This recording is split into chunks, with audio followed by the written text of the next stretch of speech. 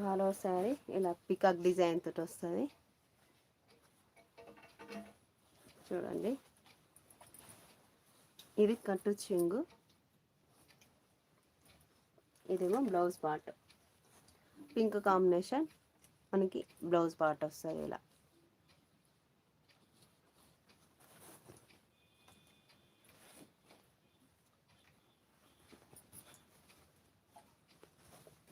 All over sari ఇలా వస్తుంది. All over sari చూడండి. ఆల్ ఓవర్ శారీ ఇలా వస్తుంది మనకి. పైన బార్డర్ స్మాల్ వస్తుంది, కింది బార్డర్ అనేది బిగ్ వస్తుంది ఇలా.